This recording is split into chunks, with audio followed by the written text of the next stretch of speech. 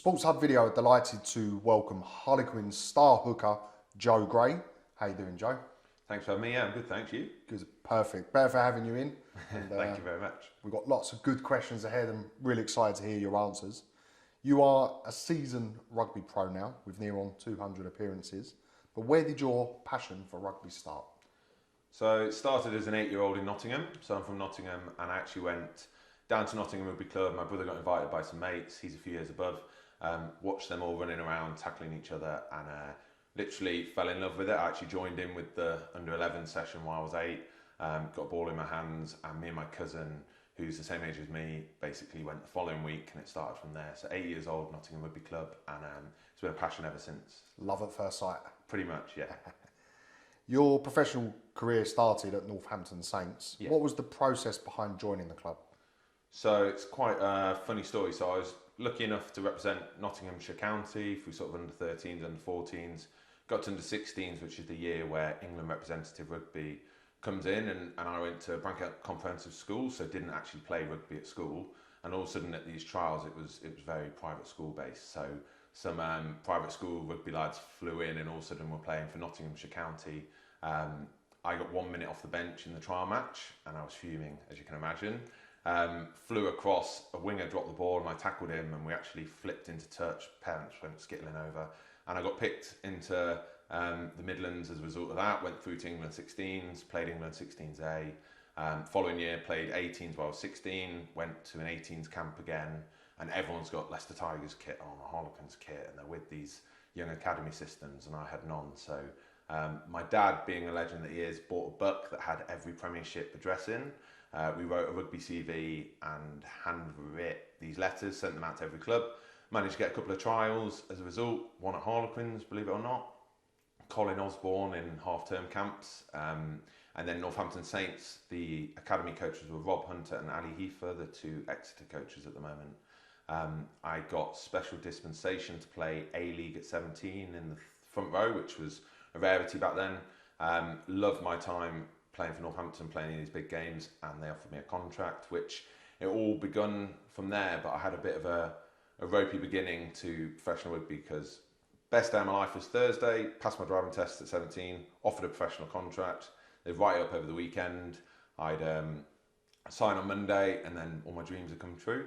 On the Saturday, played a game and dislocated my knee. So a bit graphic, but imagine your leg straight and your foot under your armpit. So I literally did everything you could possibly do in a knee. Got told I might lose my leg, it might get amputated.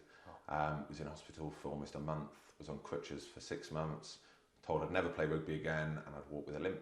And then 18 months later, played for Northampton Saints in a few A-League matches, and I was back. So an interesting start to career. Actually got into coaching at that period because I hadn't signed my contract, so I wasn't actually a paid athlete. So had to do some coaching post-training. But yeah, an interesting start, but showed me how important it is to enjoy every match, because it can be taken away in a blink of an eye. So Absolutely.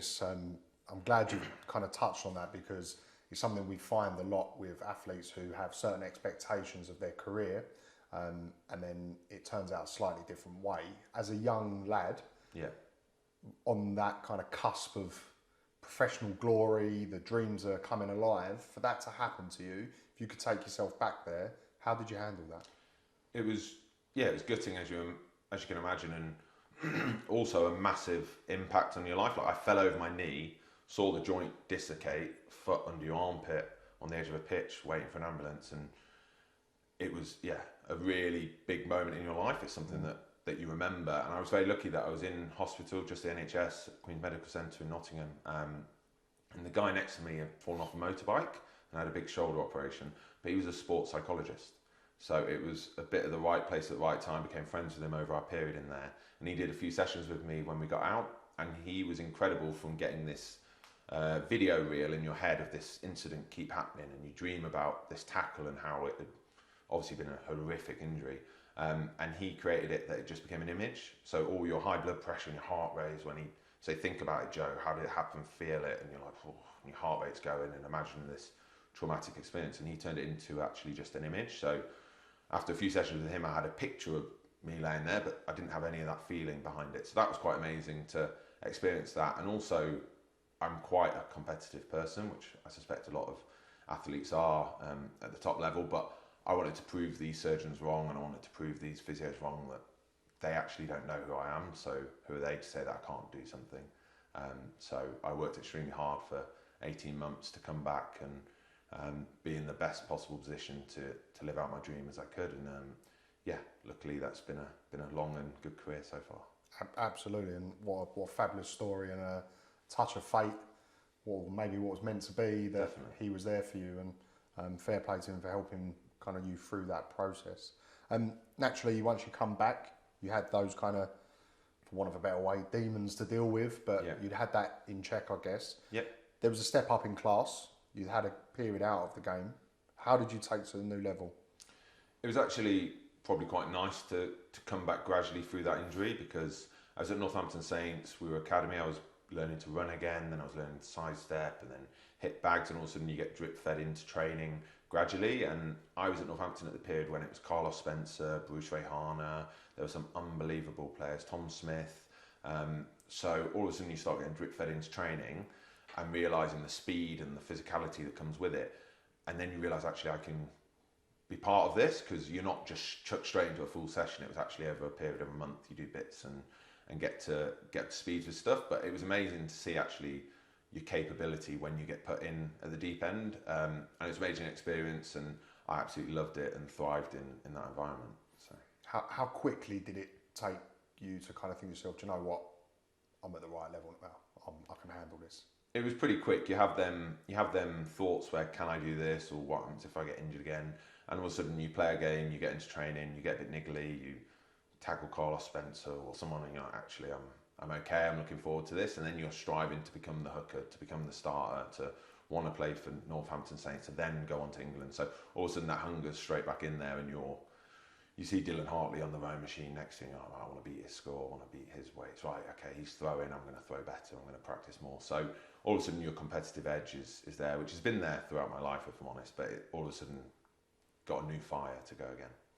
And you've got to have, as you say, a certain fire to come back from an injury to your knee like that. And of all sports, rugby have men of that size diving in probably in the first training session. So I guess to a degree you kind of put that to one side quite quickly. It's an amazing thing. Like, the thought of it is really worrying. So before you do a tackle, you're like, oh God, how's the tackle going to go? And then you practice it, someone tackles you, and then you get into training, you get that first tackle where you're not looking, someone's caught you off guard, you get up, shake your knee off, and you go, actually it's okay. And then you tick off the first game, shake your knee off, afterwards it feels fine, and all of a sudden it's gone. That thought of worrying about it's gone, and all of a sudden you're on about catching the ball carry, tackling someone, throwing your line out. So it's quite a quick change. You do think about it in the building post any injury, but as soon as you've done a couple of reps, you're back in and you're thinking about a big guy running at you. So good times. Yeah. As a young man in the professional game, however, what did you find to be some of your biggest challenges? Definitely for me it was size. So I came into the professional environment and I weighed about 95 kilograms, which isn't particularly big for a hooker, and I was 6'2", so I was quite tall, so I was quite lean with it. As a professional hooker, the other hookers were 115 kilograms, 120 kilograms. Like Steve Thompson was massive, like Dylan's a big man. So all of a sudden seeing the size of people, that was something that I had worked really hard at, and I struggled to put weight on for a long time. So I actually remember Rob Hunter buying me a cake when I reached the 100 club. So I hit 100 kilograms, and I'm pretty sure I drunk about 4 litres of water before getting on the scales, because we've been doing a weight gain program. But he brought in a big cake and was like, "You've reached 100 club," in the academy room. But that was something that was really tough. Now I'm older, it's the other way. I need to lose some weight. I'll put it on way easier. But that was a big task, because they're very big men, and obviously you need to have a bit of weight, especially in the front row, to be able to combat that. I can confirm that you steered clear of some of the pastries that were in the waiting area. Oh, always, yeah. A big move was to arise, and that was the mighty Harlequins. Yeah. How proud were you to make such a move? Yeah, I was really proud. It's obviously one of them things, it's always hard to move and have a change in any workspace, to leave where you know and where you're comfortable to go to a new place was a big challenge. But ultimately I wasn't particularly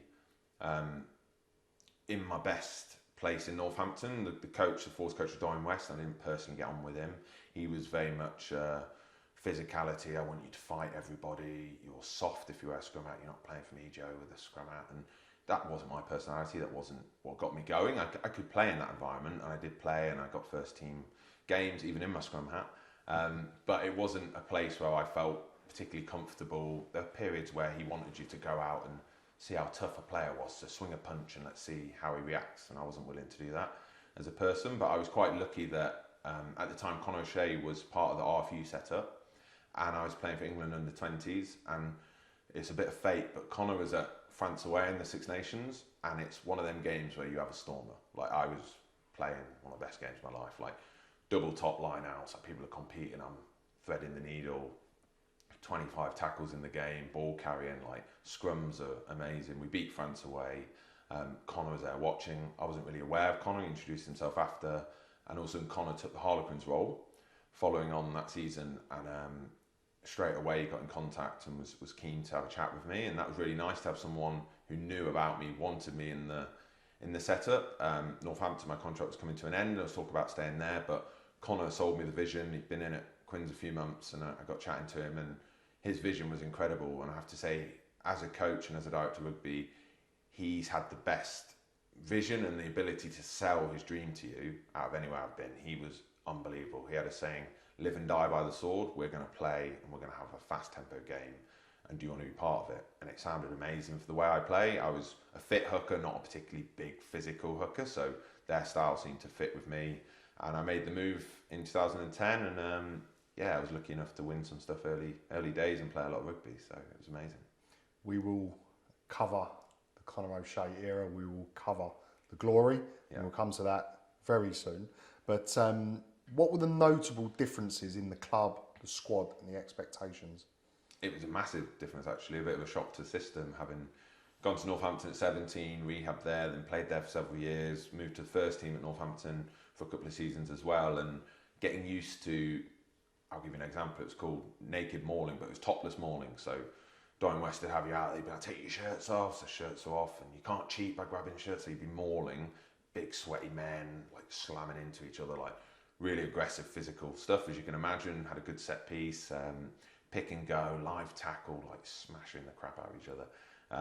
And then I came to Quins, and all of a sudden they were like, oh, we'll do a bit of mauling. I was like, oh God, I've done it since I was 17, so I was like, oh, tops off, is it? And lads started ribbing me, as you can imagine, saying, what are you on about? And I was like, oh, shirts off, mauling, isn't it? That's what you do, you can't cheat. And they didn't believe that that's what we did in Northampton. But we walked through some mauling positions, and then I went over to dip bros, and all of a sudden we started practicing backdoor offloads, falling to the ground and hanging it out the back door. And I was like, I've never been taught any of this at Northampton. It was pick and go, shove up your jumper.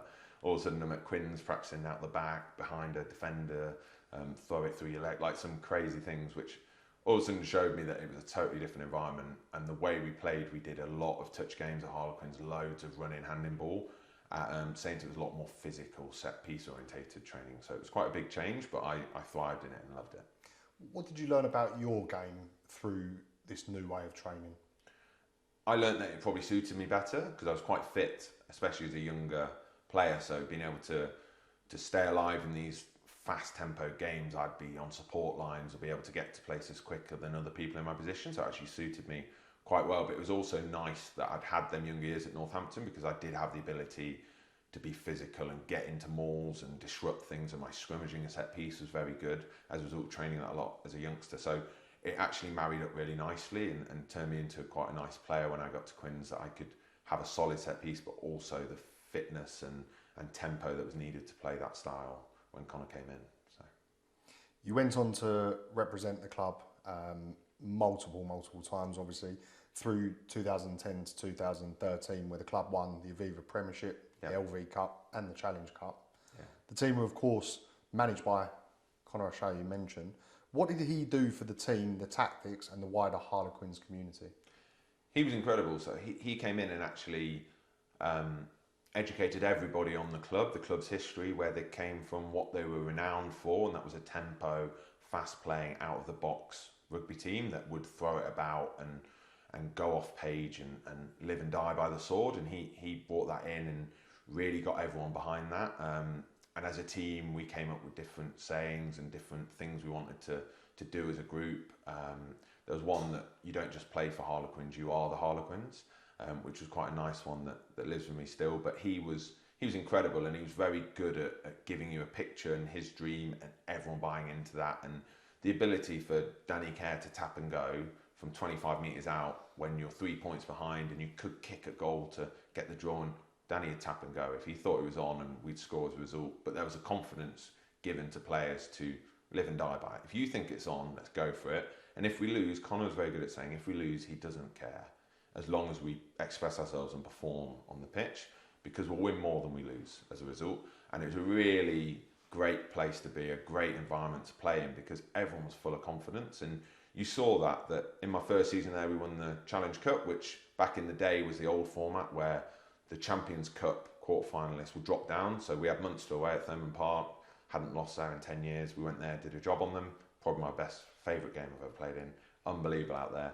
Then we had Stade Francais back in the era when Haskell was there and they had an unbelievable team, and played them in the final and beat them. And that was the springboard to then go on 2012 when we did the Prem, and actually we spent the whole season at the top, which was quite a rarity because in the playoff system teams come through and win, but we from pretty much day one went 14 unbeaten and stayed top of the tree and managed to win it, which will live on forever. But that period of Conor was just, everyone was confident, everyone knew what you're doing, you're all rowing in the same direction, and yeah, it was incredible to be part of.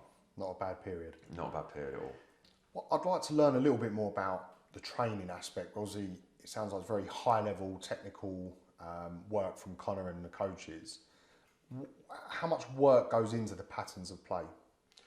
A lot of work goes into it, but also it's quite player led. So it's probably changed from my younger days when I was at Northampton, when here's your playbook, here's what we're doing, here's the session, here's what we're doing. And now in today's world, being at Northampton, going from Northampton, being at Harlequins, you'll sit down as a leadership group and the coach will be like, how do you feel? What did you think about the weekend? And players actually feed back on what they felt. Our rucking wasn't good enough. Okay, so we'll incorporate some rucking. How are the bodies? Do you think bone on bone's acceptable, or should we do pad work? Okay, we'll do pad work. So it's a lot more player fed at the minute, and I think that really helps, because actually being told you've got to smash each other when you're all hurting and you can't physically do it, you get a really poor session as a result, because there's no buy-in. If you know you've missed tackles and your defence hasn't been good enough, lads actually want to get better. They're competitive, so they want to tackle and do things. So it's quite a nice way at the moment that it's quite player led with the coaches. And Conor actually brought that in, and Nick Evans led a lot, who's now the coach, but led a lot in the style we played. Danny, how we played. Jordan Turner-Hull in our defence helped. George Robson with our line out would run. So player led, I think, is the way to go, and it's the way teams are moving at the moment. So often you hear with successful teams, they have a word, a saying, something that they stand by that kind of epitomises who they are and what's ingrained in them as a squad. However, with a big group, the potential is there to have dissenting voices. How easy is it to say, this is who we are, it's what we do, and how do you deal with any dissenting voices? I think being in different environments over the years and being in very successful ones, which I've been lucky enough to be in, and ones which didn't do particularly well, I think the ones that are very successful is you all feel part of making that decision of where you're going and what you're aiming for. And Conor was very good that tempo, we would quick tap, we'd quick throw, and that would be underpinned by work rate and physicality.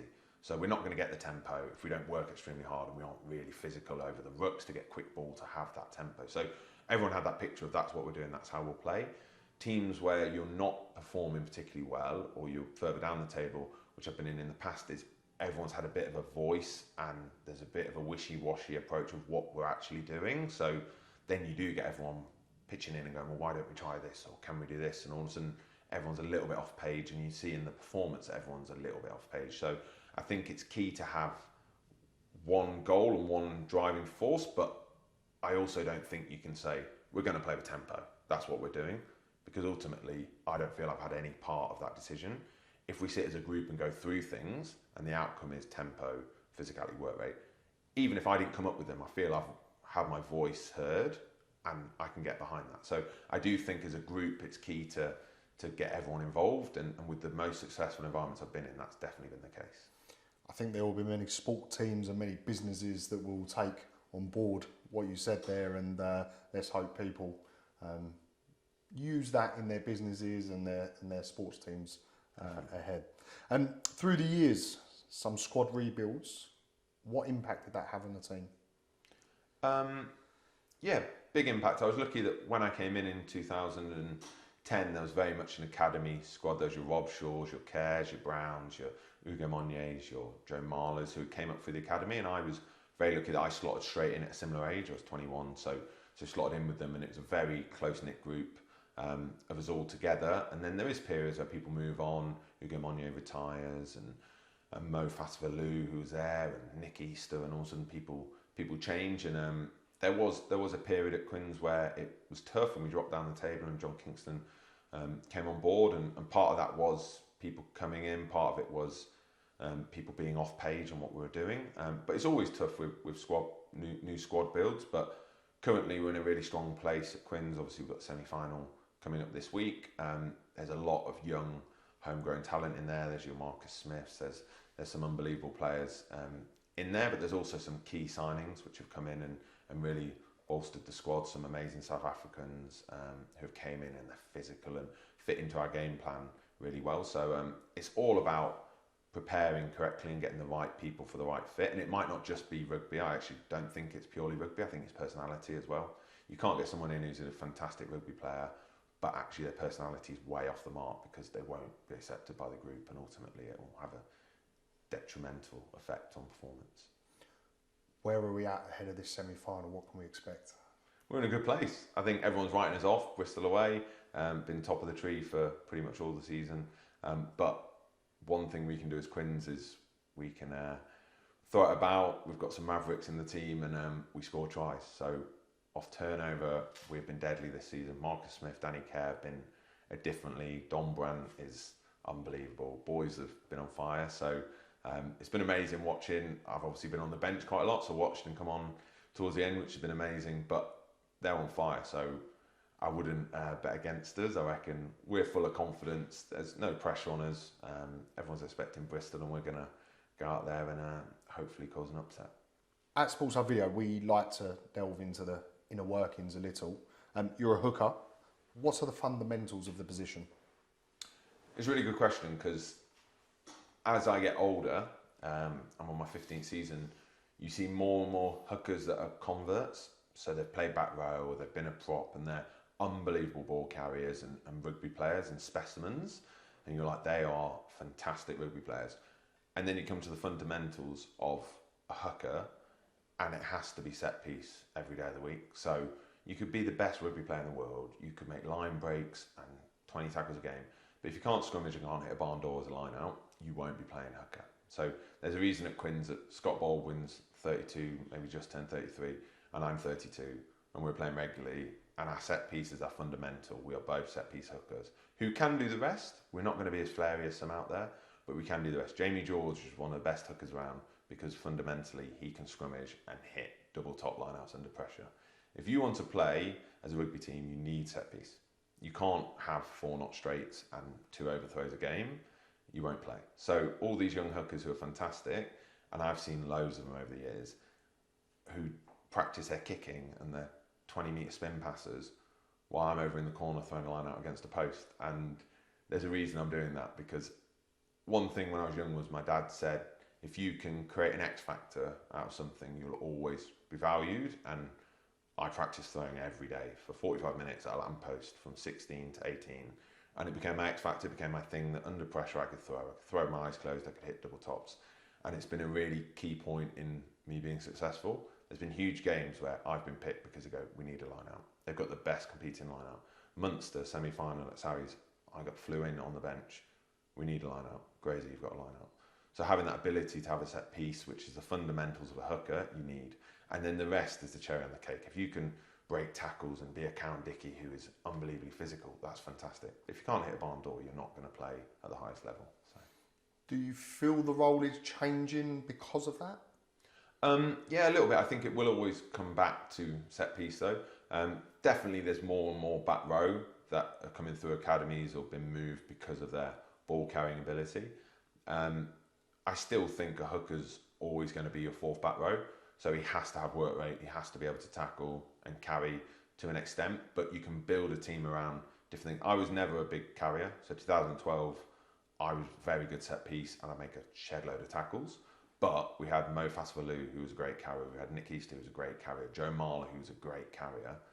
But you build a team around them people. So there's no need to have 8 massive carriers and no one who could tackle. So all of a sudden you have an Ollie Cohn who smokes rucks and destroys mauls. He's a perfect fit into that scenario. You don't need him doing loads of carries. So, but that's coaching, and that's the ability to pick a team around people's strengths.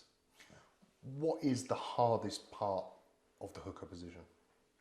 I'd say the battering your body gets. It's been classed as the highest injury position and I think the lowest paid. So there's quite a lot of hookers out there, but you're in a scrum with your arms pinned behind your back, a lot of load on your neck and your shoulders. You're being pincered like an arrowhead either side by props, and you're having to angle and be nosy and get in positions to be able to get the upper foot. You have to throw under pressure. There's key moments in my career where there's been a minute to go to win huge games and you have to hit the back of the line out with someone massively tall getting up just in front, and that pressure of them situations, but also being a bit of an all-rounder. Like you still have to have the ability like a back row to make a load of tackles, to be able to carry and clear up. So there's lots of factors to it, but I'd say the hammer in your body takes doing all these different things probably. And the need for a pay rise as well. 100%, yeah. Not 100% pay rise. No, 100%. I'd love a 100% pay rise. In a line out, you throw the ball, it gets intercepted. What's the kind of percentage of blame, for want of a better word? Is it your fault or the guys in the line out's fault? It's very funny because commentators basically always say, oh, the hooker's missed, oh, Gray's missed that. Line out, it's actually very funny that a huge majority of missed line outs are just a miscommunication. So someone's missed a call and as a result are late to a lift and it goes an inch over, or someone's called something and you haven't heard it with the crowd behind you, so you're not sure and you've thrown it late and it gets intercepted. So I'd say that's probably 95% of errors rather than actually the throw being off. But it's funny, the perception, because the perception is you've missed the line out and it's the hooker's fault. And don't get me wrong, sometimes it is the hooker's fault, you've thrown a duff throw, but a lot of it is down to communication. But that's why we spend a lot of time in training walking through line outs and then repping them a lot. So if you imagine, teams now get to analyse teams on a daily basis. So you're playing Quins, you analyse what throws do we hit most throughout the season, who's our biggest jumper, they get the most catches. So your plan to defend that is we're going to get in front of that guy, they like moving forward, so we'll set a foot in front. So you start to manipulate how you want to defend against it. So the caveat to that is you have to change your calls a lot. So every week you're learning a new menu, you're learning different triggers, how you're setting off movements. So there is going to be error. So you have to spend a lot of time actually learning this. But yeah, a lot of it comes down to that. What is the communication in a line out? Is it like a quick word on the way out? Is it a touch of right ear or a nod to the left? There's everything. Yeah. Honestly, there is. You go into a line out as a hooker nowadays and you have probably 4 calls they can call at any point, which are the system you're running, so movements. You'll have 4 checkouts, which they can call, which are bailout options. You'll have some movements where they scratch their head or wink at you, or things happen, which is a different movement. So anytime you run into a line out, you've got probably 8, 9 options running through your head, going, okay, this one, this one, this one. And then they change the formation. So you have a spread into a tight and they all change again. So you have all these different options again. So there's lots, but it's now that defence has got so good, there's so much competition in the air, they have to have lots of different bailouts and different options to manipulate the line out. But a lot of that goes into homework through the week that the second rows do and the coaches that open up the space. But yeah, there's a lot of calls. We were interrupted by a fire alarm there, but maybe that was the Quins management cutting off the tips ahead of the semi-final. Before Bristol, you can't be giving too much. Exactly, so read into it what you will. At Sports Hub Video, we have weekly highlights from the Gallagher Premiership, individual games, 4 weekly roundups, and the famous grouse try of the week. I understand there's been rumours you knocked in a try very recently. Yeah, it was at the weekend. It's a rarity, especially from 50 metres out, sidestepping several people. But I wish that was the case. It was a metre out, flopping over after a lot of amazing line breaks before sort of unfolding. But no, it was lovely to get over the whitewash. It's a rarity now, especially as I'm getting older. But yeah, nice to get one. Okay, so maybe we'll just check the highlights rather than yeah. You don't need to. Yeah, you don't need to show it. I'd like to touch on representing England. How proud were you to get that opportunity to represent your country? Oh, I was immensely proud. It was a long time coming for me personally. I've been in the mix for several years. I'd been starting for Harlequins for a long time in the building. I'd done a Churchill Cup. I'd played a lot of Saxons games. I'd had numerous uncapped games. A couple of tours under the belt where I was hoping to get in. Didn't. I actually got called into an autumn international series. I was going to be on the bench and I tore my abdominal diving for a tackle against Exeter, and it did a massive tear through my stomach. So it meant I had 6 weeks out where I would have got several caps there. So that was frustrating. It felt like a long time. I had a period where I was worried it might not happen. And luckily enough, I got New Zealand away, Eden Park 2014, which for me personally was probably the best thing, the best place. If I could have dreamed of getting a cap anywhere, it would have been Eden Park in front of the haka, all the fans around the stadium doing the haka with them, flames behind. It was an incredible moment, and to get on the pitch, and my first international moment was tackling Richie McCaw, was pretty incredible. So I was very proud. I managed to fly my family out to watch. The mum and dad and Lottie, my wife, were there watching at Eden Park, and yeah, it was something that will live with me forever, and I'm really, really proud of. How did it feel to sing the national anthem? Amazing. So it's weird because each year it changed. So under 16s you sing it as a young lad, and then under 18s and under 20s, and then Saxons, and to actually do it in a huge stadium surrounded by All Black supporters, and then hear the English supporters singing it along with you. Yeah, it was amazing. As I say, that whole day will live with me forever, and it was an incredible moment in my life. A huge honour. We are, of course, currently in Euro 2020/21 with the England football team. Just to divert slightly, you may know where I'm going with this. We get the national anthem sung by the football team, loosely speaking, a little bit under their breath, very nervous. Why can't they be like the rugby team? What is it you guys do that just say, I'm representing England, this is how you sing the national anthem? I'm not sure really. I don't know if it's the knowing that you're going into a really physical battle. So before you go out and play in the changing room, you do get psyched up and you go quite deep into a moment of knowing that you're going into huge collisions, a real physical, intimidating battle against some of the biggest men in the world and some of the most powerful men. So part of that national anthem is an ability to get it off your chest and roar it out. Whereas football's obviously a totally different sport. You're going to be running a lot, you're going to be fast, and maybe they're a bit more in the zone of knowing it's going to be physically tough in terms of endurance, but we're very passionate about the national anthem and representing England, but also aware that it's going to be very physical and hard on the body. So I think some of it's that coming out as well, maybe. Very diplomatic, but very passionate too. What are the differences you've noted from club level to the international stage? The level of detail is a rise up, and the level of quality. So obviously you've got cherry-pick the best players from each club that you're then training with. So the speed of everything goes up, the ability of everyone goes up. So you get an extra half a foot in a line out. The speed of the drill slightly quicker. The scrum's heavier and more powerful. The backs are quicker hands and faster players. So everything in terms of tempo, physicality rises, but also the details. So you're expected to know your detail inside out and be waxed. So you need to do your research. You're in your room with a laptop, watching footage, seeing opposition, positions. Whereas at club, it's a bit less. You still have that level, but obviously it's a larger group. There's probably less pressure on individuals to do that. It's more group-led, so the front row will go off and figure things out and sit with Adam Jones, whereas at international, it's very much, you'll be playing against this person, how are we going to get the best out of everybody? And also the training intensity is insane at international. So you've got unbelievable facilities, you've got unbelievable coaches, but they expect you to be fit and physically ready to perform at that level, and that comes with the sessions that are very fast, very intense, not much downtime at all to get you prepped. So yeah, quite a change, but an exciting one. We're on the cusp of another British Lions tour. There have been some notable admissions from the squad. What's your views on the selections? I'd say it's probably quite a safe selection, going for people that he knows and he rates.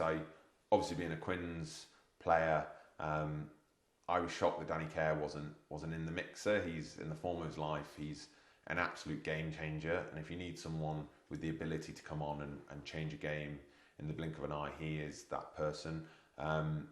Marcus Smith has been incredible. I think he was a bit too too early to do it, but hopefully he gets England recognition, because again, he's in unbelievable form for just 22 years old, and it feels like he's been around forever. But yeah, I'd say Danny Care was the biggest one, and initially Kyle Sinclair. So knowing Kyle, knowing his ability, the type of player he is, I thought he would have impressed last tour, being young and being fresh into the mix when he got taken. And he was fantastic, and I thought he would have had some money in the bank to go again, but obviously got left out. He's done incredibly well to play so well to now be put in as an injury cover, but I think he'll feature and be a great part of the Lions tour. We've seen Hugo Monnier get quite emotional when hearing some of the selections, some of the admissions. How personally do players take it when someone they truly believe in should be there is not?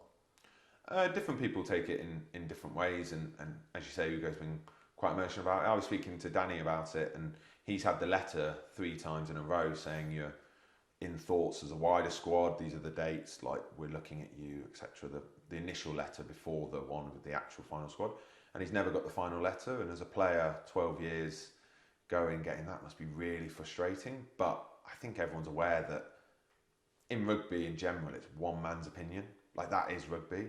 Like, you can be one coach's best fit and they love you, and you can move to another club and a coach doesn't really like the way you fit in, so you don't play. And that's very much rugby at any level. Internationally, that's the level. If Eddie Jones likes you, you will be in the mix. If he doesn't, you won't.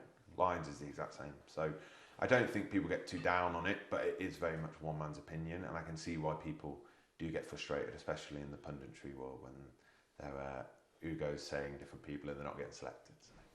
Well, we will leave it to the Lions to go out there and prove whether the right decisions have been made or not. We wish them all the very best. Yeah. Your Harlequins teammate Joe Marler recently opened up about mental health issues, championing the Big Boys Don't Cry campaign. How proud are you of Joe and many others in speaking up about such important issues? Yeah, I'm really proud of him, and I think it's really great how sport is moving in this direction and opening up about mental health issues, which is a huge problem within society, not just sport. But for a long time, sportsmen have felt they've had to hide it in case of people's opinions of them change, being in the public eye, what people think. And Joe doing the whole campaign and doing his thing on Sky Sports, where he had his whole video about it, it is amazing, and I'm extremely proud of him, because it does take a certain person to open themselves up in the light of the public and express what you've been through, and it's a huge thing. Really proud of Joe, and I think it's amazing, and hopefully more and more we'll talk about it as we move forward. I think we will see that, and I really appreciate you kind of championing it as well, and well done to Joe Marler for that. Many people fear how they'll be viewed if they say they're struggling, if they say they're depressed, for example. That can be friends, family, colleagues, teammates. As a teammate of Joe's, from the angle of an unsuspecting friend, how would you have handled someone like Joe opening up to you? I think my answer will probably be the same as the majority out there. I would have been there to help him in any way I could, and I wouldn't have seen it as an issue. I would have tried to help and gave him someone to talk to if he wanted to talk to me about any issues he was having with mental health. And I've got lots of friends that are struggling with depression and are now on medication as a result, and actually speaking to people is the biggest thing you can do. It's a huge help to anybody to actually offload your worries, your concerns, and then also see the right people to get, if you need medication, get medication, or just psychology, to go and talk to somebody to offload what you're thinking, because a lot of it is internal. When you keep everything inside, it builds up within you and actually becomes an uncontrollable thing, where actually when you air it out, it's very manageable. But a lot of it does come, as we've said, about having the ability to not feel like it's a huge problem and you're letting people down, or you don't want to embarrass yourself, because a huge amount of people are suffering, and a lot of people are suffering in silence, which is not how we should be. We need to open up and speak to people. And also as friends, I wish I'd have spoke to Joe when I think he was feeling down and actually gave him the ability to open up to me. I didn't, and I feel bad about that. Luckily, I've had friends I have spoke to and checked in if they're okay, and they've opened up to me. But it's on us as well as people to speak to friends if we haven't heard from them for a week, and check in and see how they're going, and be there and be available to talk to them. Thank you for speaking so openly about that. We recently met with Michael Walker, CEO of Purity Hemp Company, who spoke about the innovations in science, recuperation, and the dangers of overplaying athletes through injuries. Like the NFL and football in the UK, rugby is starting to lead the way in dealing with head traumas. How much of a concern are such injuries? They're obviously a big concern in terms of contact sport. We obviously saw what happened with the NFL. Now there's obviously new claims within rugby about concussion and the issues with some of the older players. I think the protocols we've got in place now as a rugby union is incredible. So we get any head knock. I could get a head knock at the weekend and I feel absolutely fine. And they've got a doctor reviewing it, an external doctor reviewing it behind closed doors to say if I have to come off and have a test. So then if I do get pulled off, I can be like, I'm absolutely fine, nothing happened. And they've seen on a video, I spent 2 seconds not moving on the floor, so therefore they're pulling me off. And this protocol that's in place, now we have to do memory tests, balance, say about 20 numbers backwards and the years in reverse, which is tricky at the best of times, let alone if you had a head knock, I tell you. But it's amazing to have this protocol in place to look after us as players, because the coaches don't have any say on this. They can't say leave him on, we need him. It's a doctor's point of view and we get taken. But there was periods in my career, long periods before this happened 5 or 6 years ago, where you would get a head knock and have a spray of water on your head and not tell anyone because you didn't want to lose your shirt, you didn't want to lose your place. So there was a slight worry of what could that have done to my cognitive health going forward. But I think how we are currently is amazing as a sport. We're looking after players and we've got all the protocol in place to make it as safe as possible. But there is obviously worries of future things because it is a contact sport. But I think that's in anything. So good to hear this in a good place and rugby's leading the way. Whilst I'm not trying to retire you off just yet, you are moving towards slowly that stage of your career. I'm getting old, yeah. I can't say too much because I'm older, but you started a business called MyoMaster. Yeah. With former Surbiton hockey player Lottie White. I understand there's an interesting story to how the idea come to fruition. Can you offer some insight into the business and what you do? Yeah, so MyoMaster is a sports recovery business. Obviously being a professional sportsman for 15 years now, it started off when I was 18 as jog to a corner flag and have a 2-minute stretch as you cool down and you go in. Now there is a cryotherapy chambers, a sports masseuse therapist, there's leg compression units, and in that period it's changed dramatically to try and improve yourself by the tiny percentages to make you a better performer on the weekend. Obviously with this in mind, I was struggling with Achilles tendonitis, so I was out injured at the time and I was running a lot, and basically my Achilles were on fire. Anytime I took a step, it felt like someone was stabbing me in my back of my Achilles. So I'm a carpenter by trade. I'm trained up in night college. I was fitting the kitchen at my house and do anything other than the work I was supposed to be doing. I started playing with my drill and I ended up welding on a stool leg to the end of it. Started using it on my calf as a handheld massager, and it was incredible. The relief within like a minute, the pain had gone. So I took it into training the next day, tried it before my run, no pain whatsoever when I ran. So I've just created this unbelievable massager. Walk back in the change room, and as you can imagine, there's 60 lads there. I've got a bright yellow jigsaw, loud as anything, your ears are bleeding, and they are tearing me a new one. Saying, what have I done? It's ropey, I've welded this leg on. Not quite square either, so it's a little bit wonky. And I was like, lads, it's amazing, give it a go. No one will touch it with a barge pole. So I literally walk out, take my strapping off, and I can hear it when I'm walking back in. I can just hear this, loud as anything. I go in, lads are using it on their quads, their calves. Cal Sinclair's got it in his lower back, and he's like, Grazer, this is incredible. I need it in my life. What are we talking? So he got some cash out from his wallet, paid me, took the drill away. It was way more than the drill was worth. So popped into B&Q on the way home, bought a new drill, welded a new leg on, came in the next day. By the end of the week, I had like 10 orders. I was spray painting my things. My dad's an engineer, so he was like, you can't be welding on a leg onto this thing. Let's figure out a proper way of making different heads and quick releases to make it safe. So yeah, for a couple of months we did that, and then MyoMaster was born basically. But my partner, who's a co-founder, Lottie, is sort of the business brains. She was like, why are you going to try and flog a drill basically, when you have all this knowledge of sports recovery over the last 15 years and where it's going and how to get the best out of your performance that most weekend warriors don't. And she was a really keen hockey fan, and she was like, I don't know any of this information. I don't know how to get the best out of my performances. So MyoMaster was born, Lottie came on board, and I'm very much the product development part, and she's the business side of how to actually get it out there to the athletes and different people. So that's MyoMaster. Sounds very exciting. It is, yeah. Where does the name come from? So I had loads of different names. I was actually taking different names into rugby, being, what do you think of Optimus, or what do you think of different things? And I was talking to a physio, and a physio I was getting treatment was like, myo in the medical journal means muscle, and if you're treating different muscles, you want to become the master of it. And I was like, oh, MyoMaster sounds pretty good, and it's a bit of a play on, it's Muscle Masters basically, it's MyoMaster. So perfect. That's where it came from, yeah. Quite nice. I guess it's quite nice as well that the teammates played a part, your partner, the physio, your father is kind of very well connected. Definitely. It's amazing now, a few years on, to see how far we've come to England Rugby, have our products, win at Selfridges. We're speaking to Chelsea football at the moment. So it's been an incredible journey from these drills that I was sanding down and spray painting to now have a suite of products and have some unbelievable athletes and teams on board with us. As someone who suffers with some unbelievable knots in my back and the fact that I use a football sock with a golf ball in it, I guess I should have been a carpenter. We can help you. We can help you. Well, I'll be in touch right after. Many successful business people have evolved from the game of rugby. What are the business traits that you've taken from the game? So hard work is a massive one. Also how to work in a team.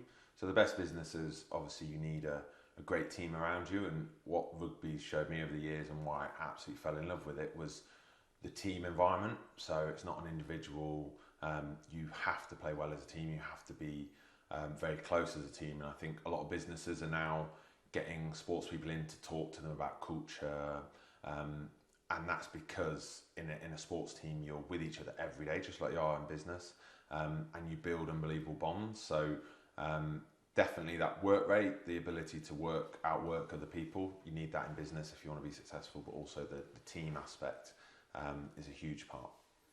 Where does team meet individual, or where are you able to separate the two?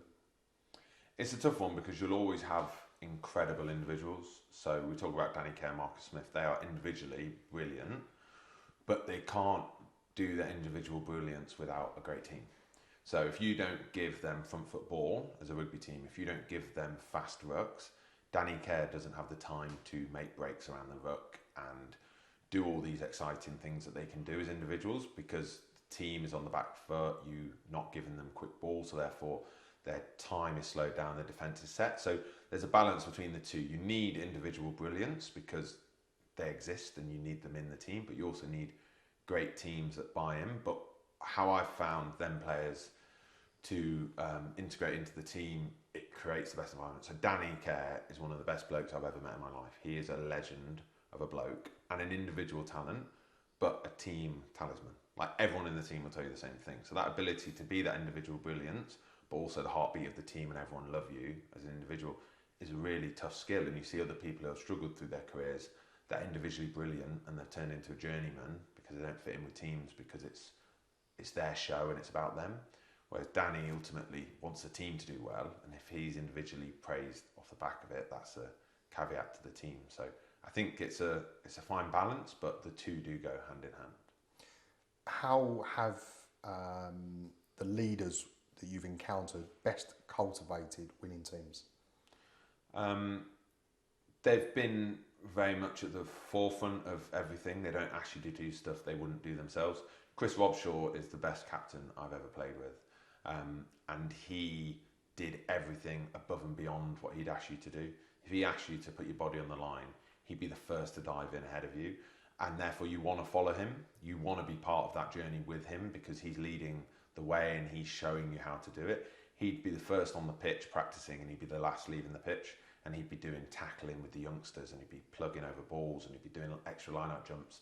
And you watch him and you're like, wow, he's the captain, the England captain, and he's still out here working on these fine little micro skills to make him better. He was not the finished article, and he never believed he was, which is amazing ability as a leader and someone of that talent to actually get everyone behind them and lead. So yeah, I'd say that's a huge part. I'd like to take you back to a changing room environment or a training ground scenario. You look around and you're with some of the finest specialists in the game, high performers, winners, but the team isn't winning, the team isn't performing. What did the management do to get you back on track? There's been different scenarios through the years where that's been something that's crept in, and sometimes I'll do short-term goals. So all of a sudden you'll set the next week or the next 2 weeks, what do we want from these next 2 games, rather than the whole season and the next 15 games where we're going to finish. You really hone in on your next job and your next thing. Also, other environments, players have very much taken the lead and gone, right, how are we going to change this as a group? What do we need to do to get the best out of ourselves? And it might be training more, it might be training less. But ultimately, the best teams I've had where we've got back on track, it's been one of them two things. We either turn the big goal into lots of little goals, so you're doing the week by week basis, what we're doing, what we're aiming for, or it's individuals sort of taking control as a playing group. And that's very much what happened at Harlequins this year. We started very poorly. Our head of rugby left, and we were left basically in a place where we had no key top man leading the way. And players took the lead, and coaches allowed us to play in a style we wanted to, and to train how we wanted to. And you've seen how that sort of reversed itself, and now we're more at the top end of the table in the playoffs. So yeah, Works quite well. yeah, can do. We're heading hopefully towards the end of lockdown. You carried out a massive challenge for a charity close to your heart. Rather than me kind of dig into that, I'd like to just pass over to you and just learn a bit about what that meant to you. Yeah, so it was a horrible challenge, and anyone's welcome to try it, but it was 200 up downs within 20 minutes, so you couldn't go over 20 minutes to complete it. And then as it continued, I was trying to get quicker times, but basically it was every day throughout lockdown. For Bowel Cancer UK, which their month is April, and because of lockdown they'd lost a load of events they were doing, a lot of sponsorship, and yeah, it was a big hit for them. So I said I'd join in. The reason it was Bowel Cancer UK was because I lost my dad in March of last year to bowel cancer. So he got diagnosed 4 years before, and sadly he passed away in early March, which was a tough time. I'd actually just moved back to Quins from Saracens at that period, and Guskar was really good to me. He let me go home when we found out, and he got me in because of injury cover. So I've been in other environments where they'd say you can go home for the week, but we need you for the weekend.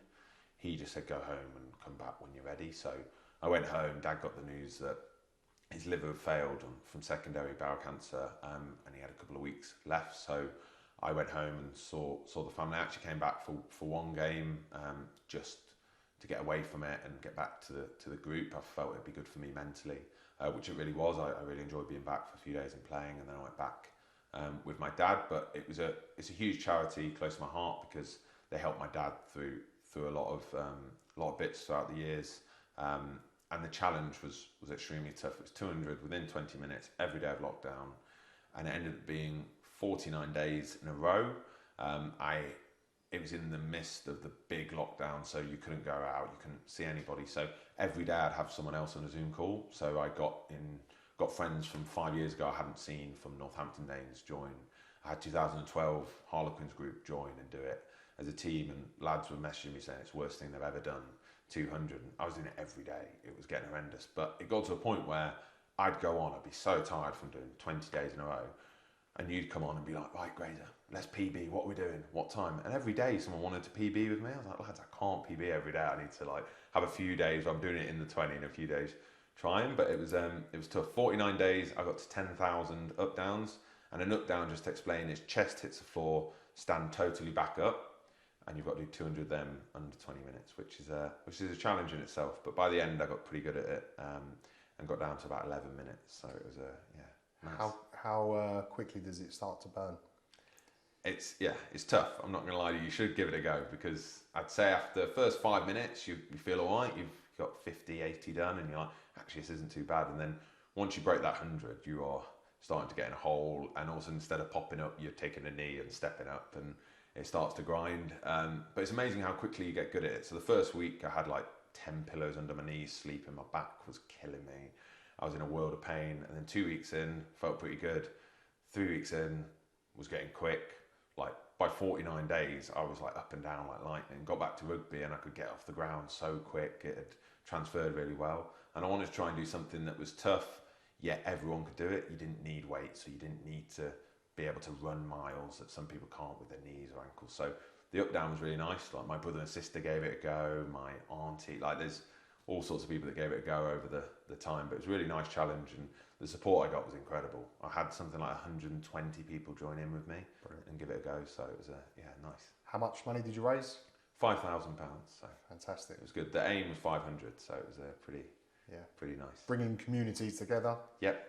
Reaching out to friends, family, sports clubs, old teams. I coached at Barnes Rugby. They got involved, did it. I had, as I said, I had friends from school. I had friends from Nottingham under 16s who we did Nottingham under 16s I haven't seen for so long, and they joined in, and everyone got bored. And even if you couldn't complete it in 20 minutes, they did 120 in their 20 minutes and gave it a good crack. And one friend, Ollie Cohn, who was a second row when we won the Premiership, we did it as an old boys group and had 20 minutes for the 200.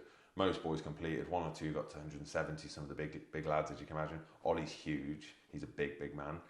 He just carried on, so we'd all finished, everyone was saying how tough it was, and you just saw his little box on the Zoom call just disappearing, bobbing up. And we were like, Ollie, the 20 minutes is done, mate. And he was like, I'm not stopping. And he just kept going. It took him like 35 minutes to do his 200, but he wouldn't stop. And he was like, I said I'd do 200, I'm doing 200. And I love that. Like, got a video of us all sort of cheering him on at the end when he's completing. But it was nice just getting loads of different people involved. And they were a massive lift for me. I had probably 2 days where I did it by myself out of the whole 49, and they were tough. When you're just there by yourself on a cold morning, it was tough. So it was amazing to have such a lot of support at what was a difficult time. So it was good. Of course. How many MyoMasters did you go through? A lot. Like, burnt them out. I tell you, my back was in a whirl. But as I said, by the end, I felt fit. My body had sort of changed shape a bit, and I was in a good place to sort of hit pre-season running. So. Of course. Well, obviously, it was a sad time. I appreciate you sharing that. You turned it into a positive and did great work for a great charity. Thank you very much. Yeah, it was good. What does the future hold for Joe Gray? So I've just signed next season for Harlequins. So that's nice. We're going into my 16th season. Harlequins is literally home for me. Like, it's where my best rugby memories have happened. I've lived in London for a long period now. I do really see it as home. So I'm really happy to be able to stay on for another year.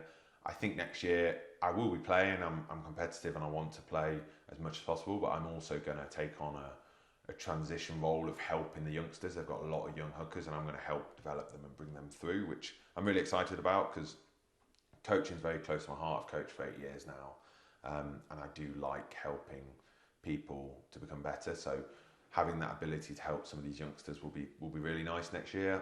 MyoMaster is going from strength to strength and really growing. So I do that on my days off and evenings as well. But ultimately, I'd love to get into coaching and help younger people sort of come through. So it's a big passion, and obviously I've played the game for a long time, so I've got a little bit of experience. Queen's head coach in the future? You can always hope. I'd love to. I'd love to one day. I'd start obviously lower down than that and build in, but I'd love to coach at the highest level and drive what I believe to get very successful teams performing. So there you go. Works for me and works for Sports Hub Video. Joe Gray, thank you so much for your time today, and wish you all the best for the future. Cheers, mate. Cheers.